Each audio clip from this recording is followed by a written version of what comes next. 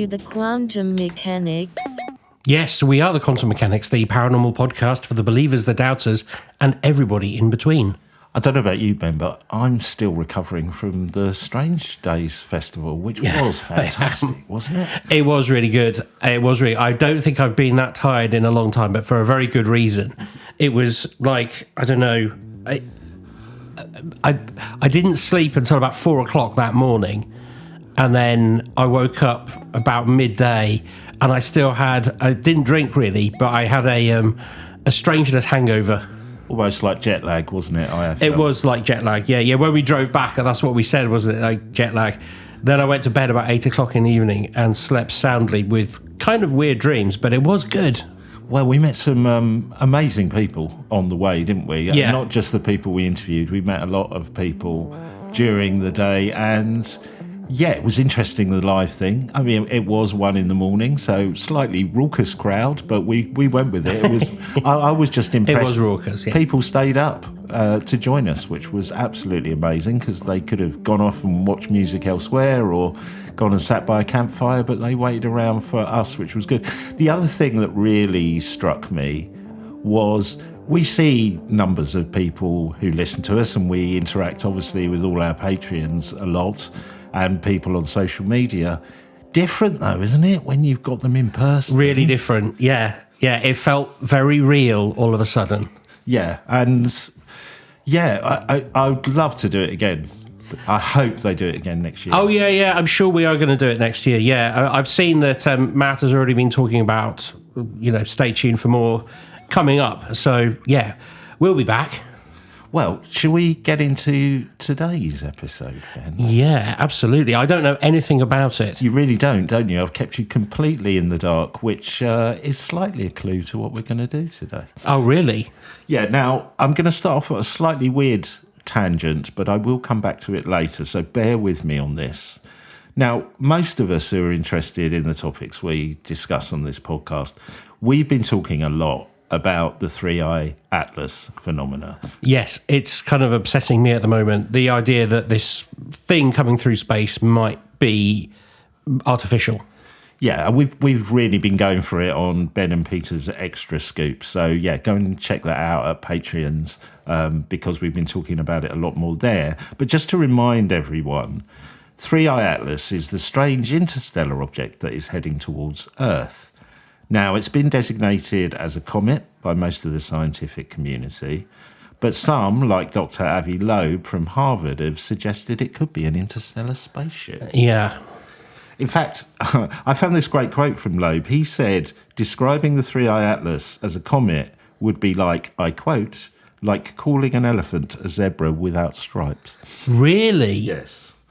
Now, this debate and conjecture has been fueled by the way the object, as far as I understand it, you know more about this than me, but I think it's to do with the way it's been moving, its trajectory, and it seems to be emitting its own light, behaving in a way that's not consistent with any comet we've seen before. That's right, and also its coma, which is the dust plume that exists at the front of it rather than at the back, is inconsistent with what has been observed with other bodies of the same kind.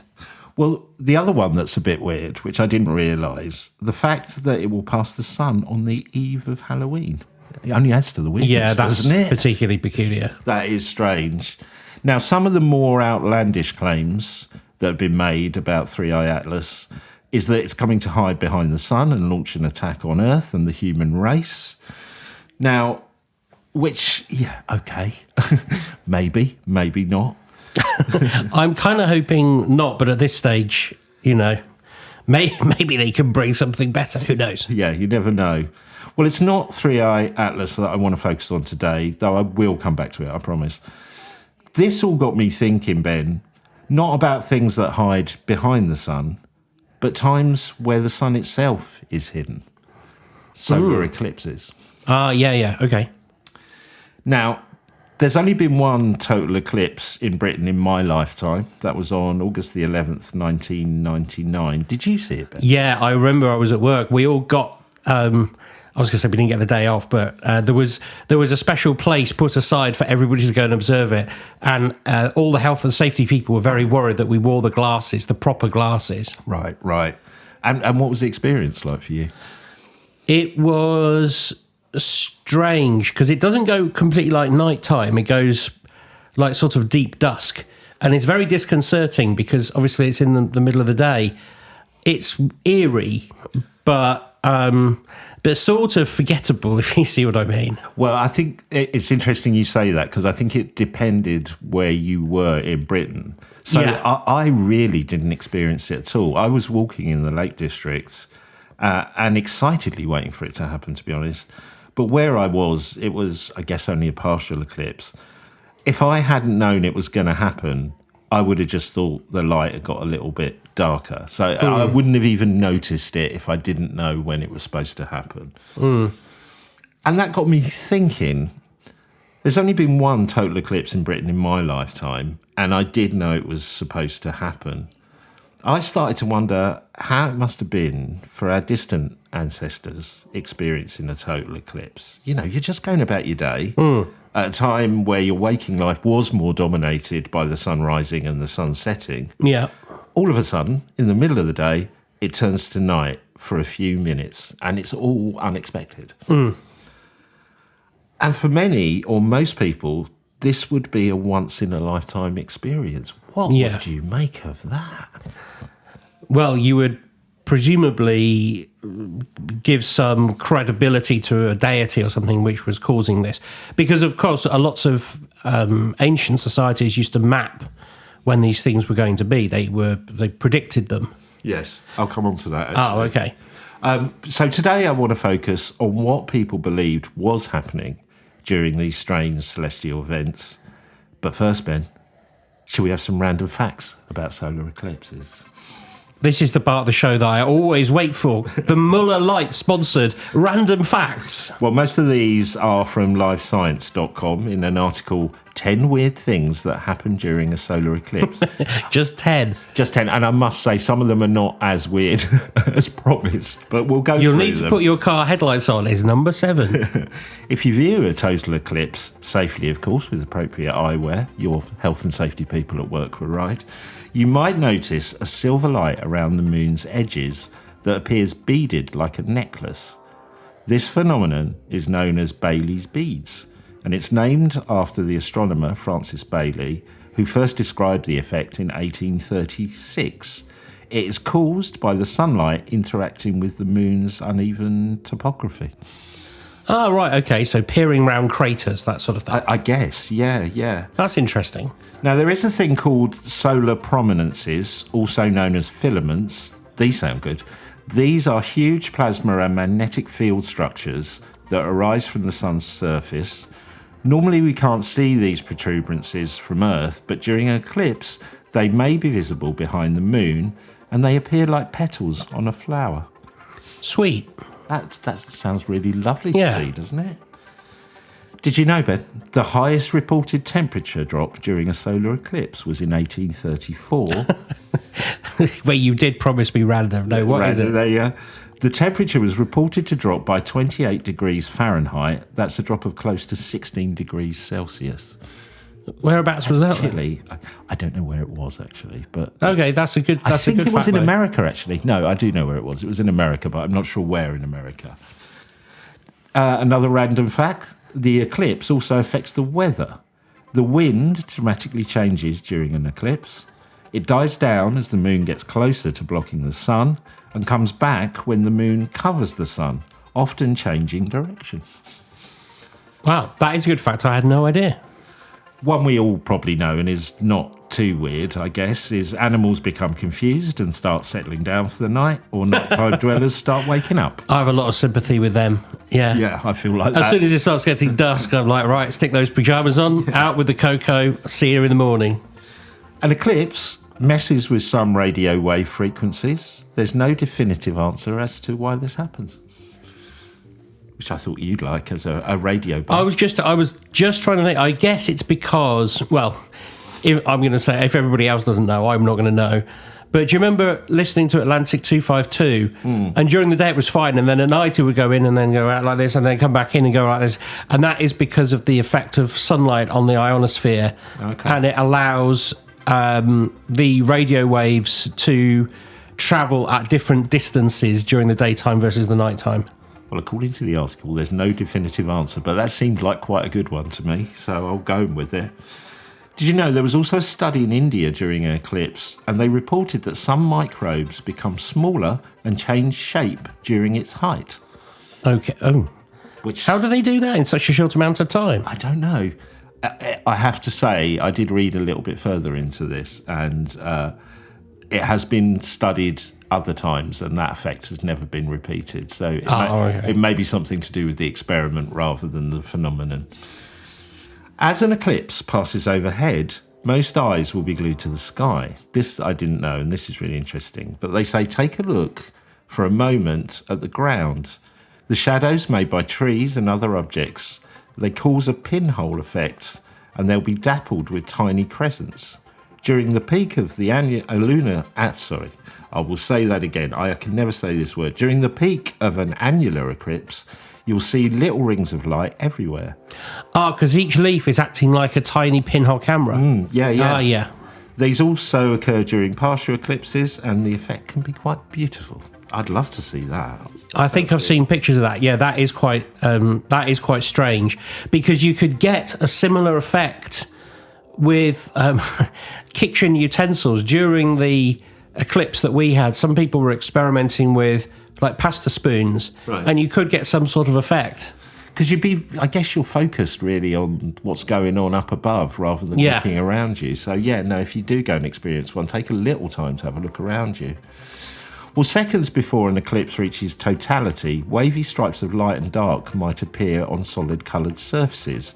It's been described as the kind of thing you get with light reflecting off the bottom of a swimming pool. Oh, yeah. These shadow bands are a bit of a scientific mystery. Astronomers still don't know exactly what causes them or why they only sometimes appear.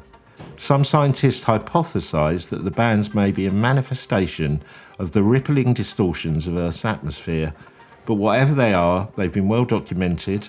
Records of them date back as far as the 9th century, according to NASA. I'm not sure NASA was around in the 9th century, but their records say they've been reported. Excellent. I'm enjoying that fact. And this is, this one I was a bit like, It says, if you're not focused on the eclipse, you might be able to spot planets like Venus and Jupiter. Like you can at night, you mean? Yeah, I was going to say that's not particularly remarkable, but I think their boss said, let's just go in for one more fact. Yeah, I think they did. The fact that always gets me, Ben, is that the size of the sun and moon from Earth are similar. And the sun, so the sun's diameter is about 400 times larger than the moon's, but it's also 400 times farther away. So I guess it's just, this is why we get eclipses. This is a fortunate coincidence, or something more going. Well, this is the reason why people argue the moon is a spaceship, the moon is artificial. Before you know it, we get back to rings of Saturn. The ringmakers of Saturn, or other people use it to again give credibility to a deity forming the Earth and the moon. Yeah. So either a coincidence or you go full tinfoil hat, deliberate act of our alien overlords who built the moon in the first place. Yeah. I was struck, Ben, by how much we still don't understand about eclipses in that list of random facts. So again, it brings me back to what it must have been like for our ancestors who had little or no understanding of what was happening during this rare occurrence. Should we get into that now? Starting with some of the earliest records of solar eclipses that come from the Mesopotamian civilization. That's the kind of, came from the area that's now we know as Iraq or Syria, around that area. So 2,500-year-old tablets detail an eclipse as being seen as some kind of divine displeasure, with the people providing offerings and prayers to appease the gods. Now, later folklore also talks about, this is so funny, the idea that it's the gods are upset at the king and it's a passing judgment on it. Do you know what the king did? when an eclipse would start? Would he bow down to the gods? No. He'd appoint somebody else king for the solar eclipse. No, come on, that's a cheat. He would appoint a temporary king for the period of the eclipse, and sometimes they were sacrificed afterwards. That's quite rude. That is really rude, isn't it? So, yeah, some of poor our soul's just going about his day, and then for a couple of hours he's like, hey, I'm the king, and then, it's all over. All to protect that guy. That does sound like something that Boris Johnson might do. Yeah, it's not a bad idea, is it? Well, this theme of the gods being unhappy with kings and rulers also carries through in Norse and Scandinavian folklore. Perhaps the most vivid and interesting interpretation of a solar eclipse involves two wolves. The motives of the wolves pursuing the sun and the moon, it appears in mythical poetry and those fantastic Icelandic sagas as well. In these traditions, the hunt is a cosmic myth explaining eclipses and celestial events. Skál is the wolf that's chasing the sun, and Hati is chasing the moon. I love that idea of two celestial wolves, finally, if only for a few minutes, managing to devour the moon and the sun together. So that's the folklore of why the sun disappears, that these two wolves temporarily consume the sun and the moon. I think I've seen this depicted in some artwork. It's as if you've read my notes, Ben. Really? Is that what you're coming on to? I was literally about to say it's depicted in 13th century drawings as well as Icelandic storytelling and poetry dating back to medieval times. I love that idea, don't you? Yeah, it's... I think that obviously that we can look at it from the point of view of, these people didn't know what they were looking at, so they put this idea in. Or they wanted to communicate the idea as a story. I think we've spoken about this before. If you want to explain to your mate who's never seen one what it's like, he's like, well, it's like the wolf eats the sun temporarily and then spits it out. And his mate's like, I think I get you now. Yeah, I get it, yeah. Hindu mythology, the demon Rahu was believed to occasionally swallow the sun as well. Rahu. I could be saying that wrong. People would make noises to try and scare the demon away. Like, Rahu! The Mayans viewed solar eclipses as omens of impending doom, often associated with death, destruction, and the end of the world. They believed that the sun was being attacked by a jaguar or a giant serpent, and they would perform rituals and sacrifices to appease the gods and avert catastrophe. So similar themes there, aren't there? This with nature. But beliefs were not always connected with doom and conflict. I love this. In Polynesian culture, the solar eclipse was more about love than war, Ben. In Tahiti, solar eclipses were believed to be associated with the mating of the sun and the moon. Oh, that's quite cute. It's similar in Aboriginal culture as well. The sun was seen as a woman who carried a torch and the moon as male. The solar eclipse was interpreted as the moon man uniting with the sun woman. And it got me thinking, I guess they prefer turning the lights out when they get jiggy, Ben. Oh. But what are they giving birth to? Yeah, that's a good thing. The daytime? I don't know. The planets, maybe. Oh, yeah. Native American culture had themes of rebirth and renewal. The Navajo considered the eclipse a time when the sun dies and is reborn, which I really like. They observed this period with deep respect, refraining from food, drink, or looking at the sun, which seems a shame. They never get to see the totality in its totality. The Pomo people of California believed that the sun and the moon were fighting, so again back to that theme. The Choctaw tribe of southeastern United States saw it as a time when the spirits of the dead could cross over into the world of the living. That's I found really interesting as well. Something about the veil being thinner at that point. So the dead could, a bit like Halloween or, Mexican culture, we see it a lot. So I thought that was really fascinating. Now, according to Jeff O'Connor of Connect Paranormal blog, solar eclipses have also been associated with significant historical events. A solar eclipse occurred during the Battle of Salamis, a pivotal naval battle in ancient Greece in 480 BC. The eclipse was interpreted as a sign of divine intervention, and the Greeks went on to achieve a decisive victory over the Persian fleet. But Ben, I did some more digging on this story. And it looks likely it's a little bit of Greek post-war propaganda. Ah, okay. Angel of Mons type deal. Yeah, I mean, some Greek historians write about omens during the Persian War, but there's no mention of eclipses. And the eclipse legend came much later. It reminded me, it's something we talked about in your episode you did on Ghost Warplanes, that it doesn't hurt to have an angel or a god on your side during war. It never does hurt, no. And having an eclipse must be quite powerful as well. There is also the story of a solar eclipse seen in Britain in 1133, which has been dubbed the King's Eclipse, as it is said that it occurred on the day King Henry I died. Now, the only problem with that, Ben, again, I did a bit more digging. He didn't die then, did he? He didn't. No. He died in 1135, 2 years later, after the eclipse was reported. I knew you were going to say that, yeah. Another popular story relating to an eclipse that you may have heard as well, many people have heard this one, is that in 1504, Christopher Columbus leveraged his knowledge of an upcoming eclipse to save his stranded crew from starvation by threatening the local Jamaican tribes into providing them with food. So the tale goes, Columbus said to the local tribes, if they didn't provide him with food, the gods would be angry and make the sun disappear. Now, he knew that this was going to happen within minutes, and that's what happened, and he was showered with food from the scared kind of tribesmen. That's a good trick. I don't think it's true.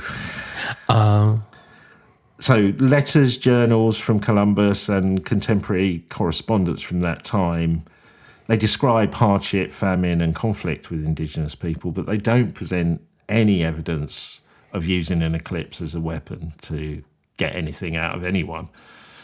Now, I'm not saying it didn't happen, but there doesn't seem to be any reliable evidence associated with Columbus himself. So I guess either the records have been lost, it didn't happen, or Columbus just didn't write about it. Well, that last one seems a little bit unlikely. Yeah. If you'd managed to pull that off, you'd want to tell everyone, wouldn't you? I would have thought so, yes. There we have a raft of historical legends relating to solar eclipses whose, well, what can I say? Their provenance seems uncertain at best, which in a way highlights to me the power of this phenomena, that all kinds of people are willing to embrace the power and strangeness of the solar eclipse to embellish a story or someone's legacy or reputation. It's really interesting that, isn't it? This powerful force has been used in different ways. I suppose these things always have been. It's kind of, what's the story? King Canute and the sea. Once you convince yourself, if you can convince other people, you can change something. So obviously in that story, he had convinced himself he'd be able to push the sea out. But people who have the knowledge then have the power. That's why it is knowledge and power. Yeah, yeah. You mentioned something earlier that I'd like to come back to. That, you know, we've often cautioned about assuming that our ancient ancestors were somehow stupid or backwards in their beliefs or didn't understand things. And when it comes to eclipses, though they may not have known exactly what was causing them, some civilizations at least noticed there was a pattern to them. I came across this by Catherine Boakman of almanac.com. So in the 7th to 6th century BCE, Catherine writes, the Babylonians noticed that an eclipse with all the same specific traits would exactly repeat after 18 years plus 10 or 11 1/3 days. That seems weird, but I'll come back to it. This observation was amazing, especially since the 1/3 day business ensured that the next eclipse would be best seen, or maybe only seen in an entirely different region of the world. So they were calculating that it would be seen again, but not necessarily in their part of the world, which is amazing for that time, don't you think? Yeah, it is. The Babylonians called this period a saros. The saros, 1/3 day fraction, means Earth turns through 120 degrees of longitude for each subsequent event. For the same type of eclipse to again appear in an observer's region, one has to wait while eclipses work their way around the world like a set of gears, which requires 3 sarases. So then those 1/3 fractions added up to a full Earth rotation, bringing the spectacle back to the original location. That's amazing, isn't it? Precision. Yeah, you see, like I said, we sort of often, I don't know, don't give enough credence to people of the past to be as smart as this. But the evidence is all around us. So this time period of 3 Sarases, it has a name called an exeligmos, which amounts to 54 years plus 33 days. And if you think about it, this is larger than the average lifespan of a Babylonian. So it's amazing they noticed this cycle at all. Do you know what I mean? Let alone calculated it. The ancient Greeks loved the concept of the Saras so much that they embraced it, and they didn't even change its name. They kept it. They didn't change it into their own language. They kept the original description because they were so amazed by it. So yes, they could predict the timing of the next eclipse, even in another part of the world, over 2,500 years ago, which is just mind-boggling. That is brilliant. It reminded me a bit of the Dogon tribe. Ah, yes, and Sirius B, yeah. Yeah, so we talked about it before on the podcast. It's the African tribe who had incredible knowledge of the stars, including the existence of Sirius B before Western astronomers. We discussed when we talked about it, Ben, that for some reason, from a Western perspective, it was easier to believe that the Dogon had been in contact with an alien race rather than have amazing astronomers in their midst. Yes, know? That's right, yeah. Which is kind of, I suppose people get as frustrated about that as they do about saying, aliens must have helped build the pyramids. Yeah, definitely. Well, experiencing a total eclipse when you have no idea what is happening must be terrifying, but even with our scientific knowledge and experience, it can still have a profound effect. So this brings me on to Dr. Kate Russo, who is a psychologist who has devoted her career to studying the effects of watching eclipses, particularly total solar eclipses. Wow. Yeah. There are enough effects to study. Yeah. She's experienced 14 total solar eclipses over a span of 25 years, and uses her expertise to explore the transformative effects of these cosmic events on individuals. Dr. Russo shares her research and personal insight through presentations, books, articles, podcasts, documentaries, and media appearances. She has a passion for eclipses, and the psychological impact that it has on people has led her to become an eclipse chaser, travelling the world to witness these celestial phenomena firsthand. Now, her work sheds light on both the awe and the wonder during the eclipse, but also some people can have a different reaction to it. I noticed on her website, because I did go there to see, well, maybe I could get in contact with her. It just says on her website that she's paused her work due to ongoing health issues. So do wish her well, because it sounds like she's doing some amazing stuff. But I did find a fascinating interview she did back in 2017 for adventure.com. So Dr. Russo says, I assumed my first time seeing a total eclipse would be a one-off thing. I had no idea that eclipse chasers even existed. I knew what was going to happen. I knew the moon was going to move in front of the sun, and if you were in the path of totality, the moon would completely block the sun, so you'd be able to look at it. And that you'd be plunged into darkness, but I had no idea the experience would be so awe-inspiring. It wasn't until after the eclipse ended that I turned to my partner. I'd already gone through goosebumps, the hair on the back of my neck standing up, and waves of euphoria. And then I felt this desperation when it was over, that I wanted to see it again. And I told him, we've got to see the next one. Wherever it is, we've got to see it. So yeah, she just became completely obsessed with this phenomenon and the effect it had on her. She said, it was probably after I saw my first 2 or 3 eclipses that I realised this is not just a celestial event. She says it's a truly powerful, unusual human experience that people from all walks of life have a similar reaction to. It's so intense and dramatic, and initially even scary, and it's so far from the normal human experience, I soon realised this is something worth exploring further. It makes you feel insignificant. You feel part of something bigger and connected to humanity, and you realise that regardless of culture, background, colour, religion, politics, that we are just human beings standing in the shadow of the moons, reacting in the same way. It makes she really has thought about it a lot. Yeah. She goes on to say, in my work as a clinical psychologist, I've worked with children and families experiencing loss or with life-limiting chronic or acute medical conditions. In such cases, you become aware of how precious life is, how important it is to live more meaningful and spend more time in the moment. All these insights we learn during times of loss, we also experience during the time of a totality of an eclipse. Accepting there's no loss, instead it's a profound, intense, euphoric moment. She said she was struck by these similarities that she needed to explore it further. So this is where she connected her work as a psychologist with the effects. She describes the euphoria caused by the release of dopamine in the brain, but she also says witnesses can also experience impending sense of doom and fear that triggers a fight or flight response. And afterwards they may struggle to describe what they've experienced in a way that's strangely similar to people who've been through a trauma, which I thought was fascinating. That's a really interesting way of putting it. Yeah. Because it's a predictable and explainable phenomena. Does this mean that people, who go through paranormal experiences, they also are impacted this much because those are unpredictable? I'm so surprised that people react this way to, like, it's just a celestial phenomenon. Yeah, but it's funny because I remember you talking about, we mentioned it briefly last couple of weeks, how when you saw that ghost when we were in Shepton Mallet, yeah, that affected you in quite a profound way, didn't it? It did, yeah.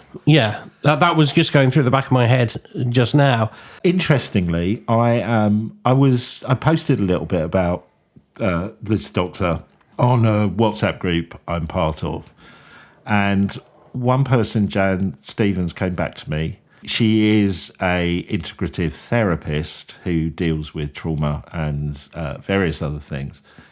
But she told me a little bit about her experience during the solar eclipse. So I got on the phone to her and asked her to tell me about it. Have a listen to this. It's fascinating. We're joined by a guest now. We've just been talking about this amazing work by the psychologist who made this comparison with experiencing a total eclipse and a connection of it kind of bringing out a kind of trauma response. Now, I posted this in a group that I'm a member of, and Jan came back to me, who we're going to speak to, who is an integrative therapist. And not just because she deals with trauma in her work, but she had a strange experience while at a solar eclipse. Hi, Jan. Thanks for coming and talking to us. Yeah, hi, Pete. Thanks for the invite. So I'm assuming you were at the eclipse in 1999, the British one. Correct, I was, yeah. Where were you? I was standing on a cliffside, actually, in Cornwall with thousands of other people who were also there, who I'm sure all had their own individual experience. Yeah. How were you feeling before and like as it was happening? Did you have some trepidation about it, or what was your vibe? Well, yeah, I did kind of have a bit of trepidation leading up to it happening. It was kind of like a mountain, kind of I felt very unsettled. And Okay. where we saw the eclipse was actually on a cliffside.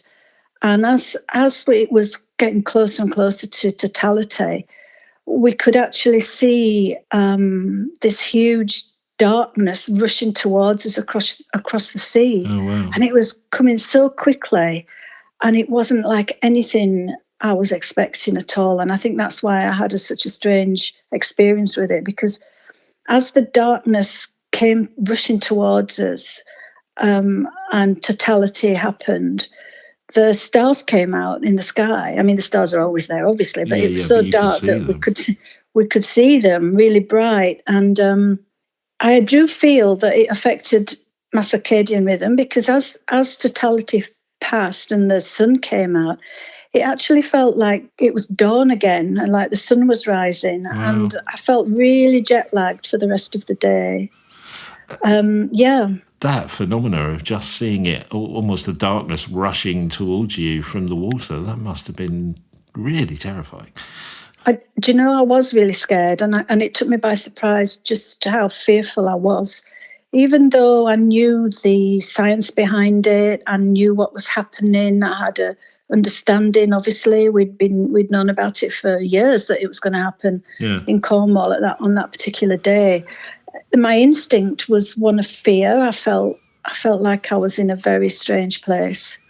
And the animals reacted really oddly as well. The cows behind us in the field all sat down, and the birds started flocking together and roosting. Wow. They were instinctively frightened, I think, because they just didn't understand what was happening. And reading about it, it can cause euphoria. It can cause almost like this trauma response. Or a bit of both. Did you have any of the euphoria, or was it? It sounds like an ominous feeling. You had more than that. Yes, it was really ominous, and you know, since I've trained as a therapist, I can look back on that experience now and see it completely differently, because I felt like I was in shock afterwards, and I almost disassociated. I was really quiet and withdrawn. Right. But I was observing my friends around me, and they were the opposite. They were dancing and elated and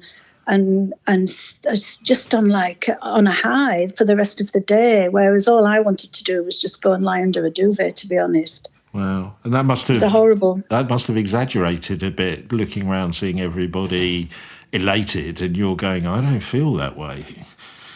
Do you know, you're right. I couldn't understand why they were just loving it, because I was thinking I've just had the strangest thing happen to me, and I don't understand why I was so scared. And it's interesting, this psychologist that we were talking about earlier, I think they went as far as saying people experience something that has the same, I don't know what the word is, symptoms or effects of a trauma response. But in your professional experience, I know it's a hard question to answer, but it sounds like it actually felt like a trauma to you. Yeah, certainly. Now I've got the language around it. I can look back and really see that I had disassociated. I had done the fight and flight. I was and freeze. I'd gone into freeze mode. You know, the only way that people in trauma deal with fear. I kind of shut down completely, and I didn't understand. Well, I did understand why, because I was still scared.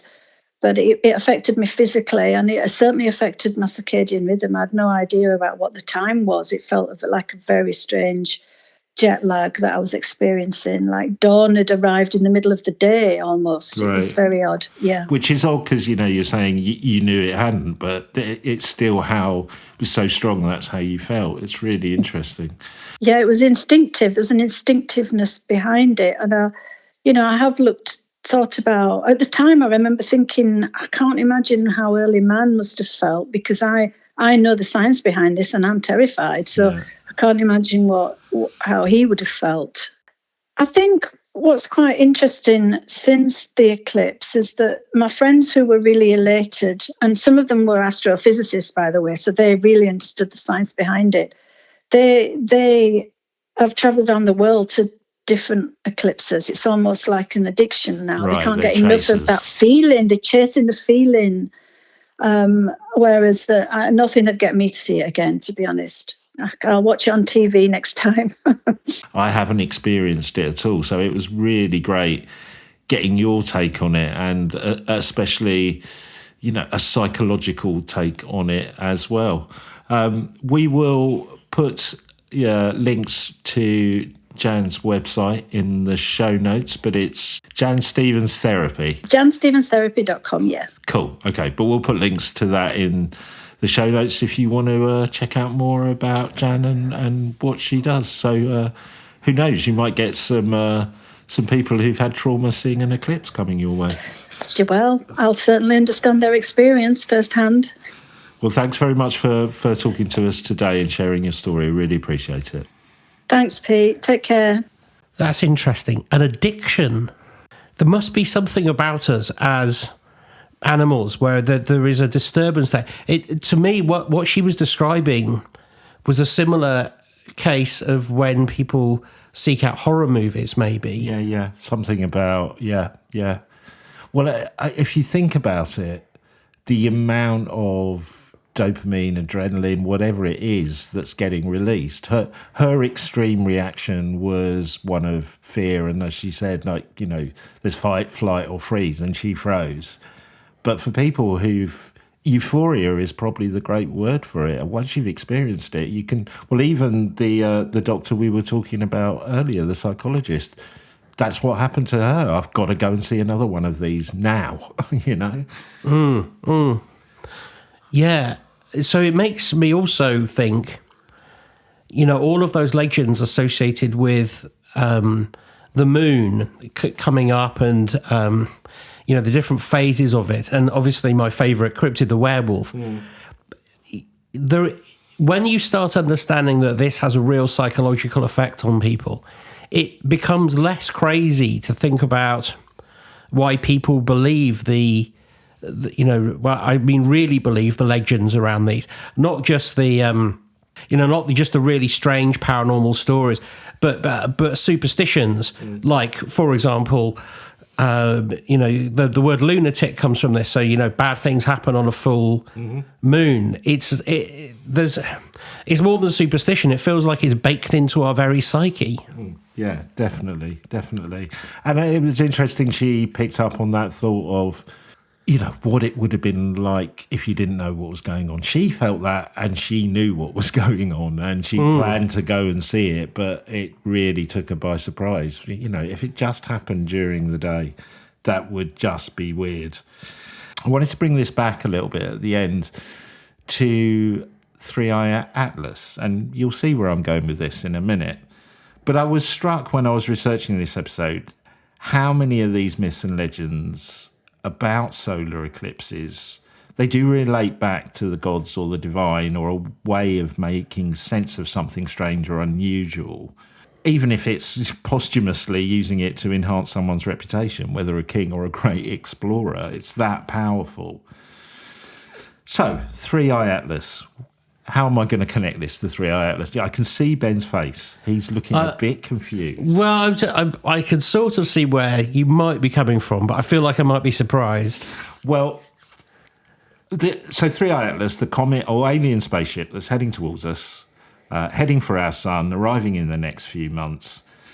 I watched a YouTube video from Neil deGrasse Tyson where he talks about speculation about Three-Eye Atlas. I'll put a link in the link to the full YouTube clip in our social media. I'm just going to play you a clip in a second. He starts by talking about Sir Isaac Newton and how he reacted to something he couldn't explain. Have a listen to this. This assigning the glory and the wrath of a deity to things we don't understand is coined by philosophers as the God of the gaps.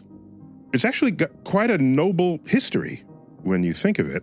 One of the greatest works of science ever is Principia Mathematica.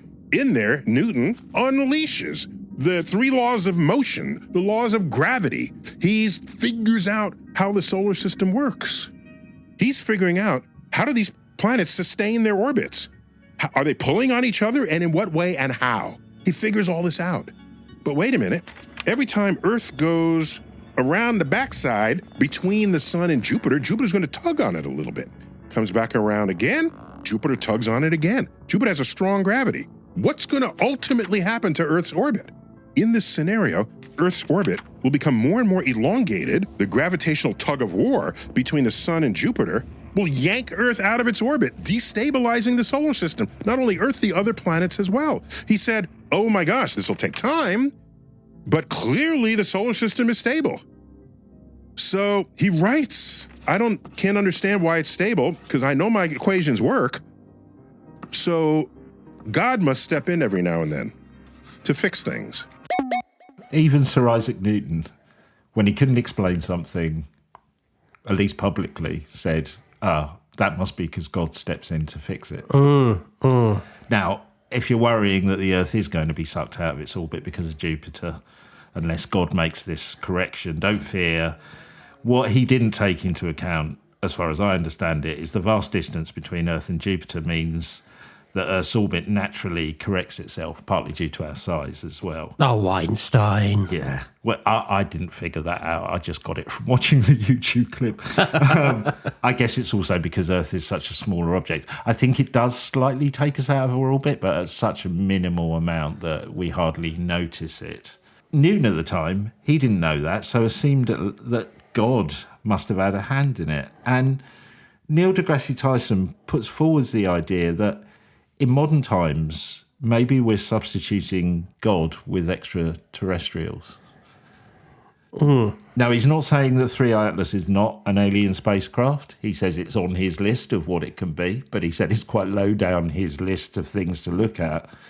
But he makes the cautionary point that just because we don't understand its behaviour, we can't leap to the conclusions that it must be extraterrestrial.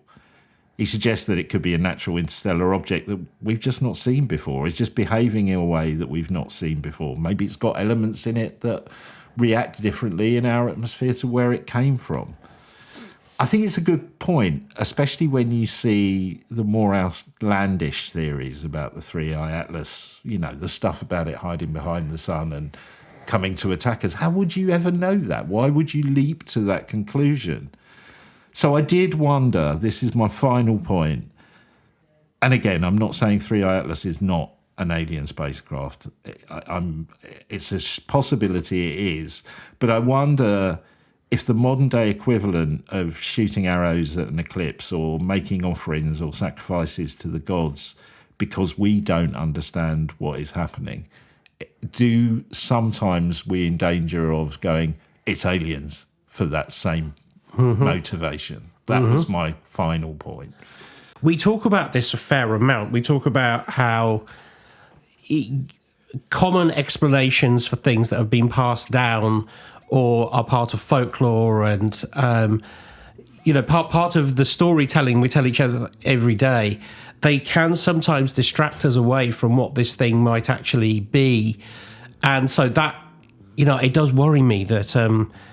I've harped on about it in previous episodes, but the fact that we assume that ghosts are the souls of the dead, that there are other things which we're sure we know what they are, and all we have to do is just prove that they exist. Yeah. And we've added 1 + 1, but we've actually got 3 because we've kind of gone. So this is when you talked earlier about me seeing the ghost. Ghost is just the word we use for an unexplained thing. I don't know if that was the ghost of a dead person in that cell. I don't know if that was the coming back of a spirit in that cell. Yeah. And when we talked about the book Hungry Ghosts, that idea that there are entities that used to one day be alive or in the past had been alive, talking to somebody and convincing him to do things, in this case, travel all the way across the world to convince him that he used to be married to a Greek woman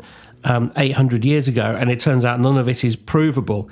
It's the same thing with this, isn't it? The idea that ancient civilizations weren't that clever, and as you say, you invent stories about this 3i Atlas and go, well, if it's not that, it's got to be this.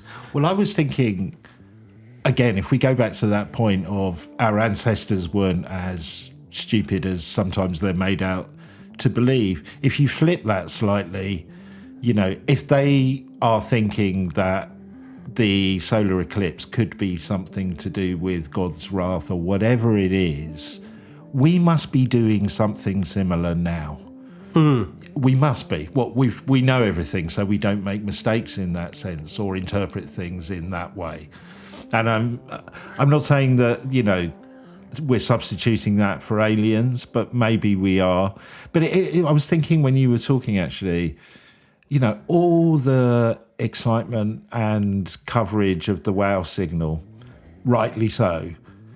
The signal that was found in the radio waves that didn't seem like anything seen before.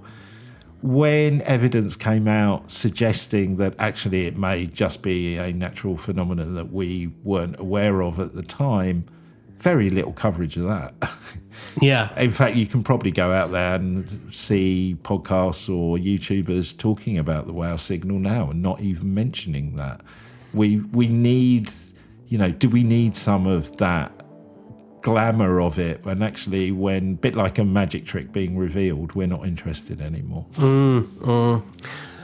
I mean, we probably wouldn't do this podcast if everything could not be proven by science. I do think, obviously, that's crazy because you can prove everything with science. That's kind of the nature of it. But if we prove that there was nothing enigmatic, it's the enigma that keeps us going with this. And the frustration is that because it's all so enigmatic, you can't actually find the answer, or at least, I don't feel like we're any close to finding the answers on any of these things at the moment, but it's so tantalizingly close, with all those ghost hunters. If we could just get one on camera, if we could just record a credible voice, and you do all of those things and people still aren't sure about what they're getting, then, we're always in this age of enigma.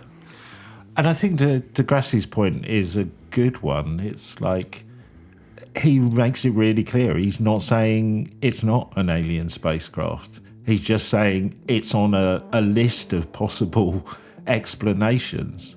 But I think when people take it too far from a believer's point of view, it's an alien spacecraft and it's going to attack us. That's all it can be. You know what I mean? Not opening up to what the other suggestions might be. It's about having an open mind to it, isn't it?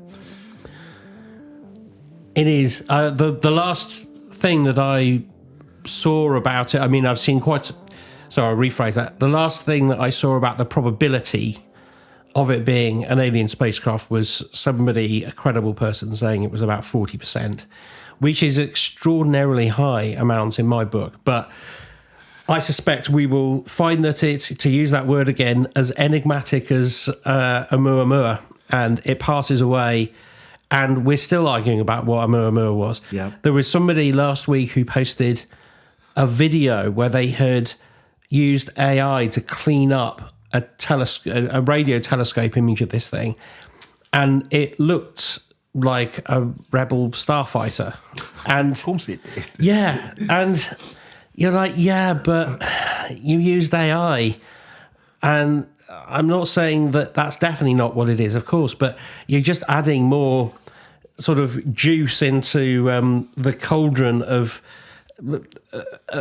conversation where people will just keep arguing and talking about it ad infinitum, and we probably will never know. But it's like, I can't remember if it's one of Jupiter or Saturn's moons looks like the Death Star. That doesn't mean it's the Death Star. You know what I mean? It just looks like it. Well, look, we are going to continue some of this discussion on Ben and Peter's Extra Scoop. I'd quite like to talk on the Extra Group, our Patreon exclusive. We're going to be talking about some new UFO footage. Well, it's not new, but it's kind of came to light in the recent Senate hearings. They were kind of crazy. Yeah, and also partly from watching another of Degrassi's videos that came after the one that I was talking about. I want to explore this idea that's come out from some NASA data that we could all be living inside a black hole. Yeah, you spoke to me about that as we were on our way down to Wiltshire. Yeah. To be honest, that is one of the craziest and I find disturbing ideas, because like I said to you, that leads me back into simulation theory and all that is weird there. But yes, we will go over there. Please, please, please go to patreon.com/TQM pod, where we do all of the extra stuff, including the scoop and our episodes a week early, ad-free. You get the Discord server, you get the lovely community there. As somebody once said, this show is always free to listen to, but it certainly isn't free to make. So just for the price of less than, I can tell you this, it is now less than a caramel macchiato in my local BP garage per month. You get your own 2 caramel macchiatos talking to you every week, drizzling syrupy goodness into your ears. I can't top that, so I'm just going to say we'll see you next time on the Quantum Mechanics. Take care.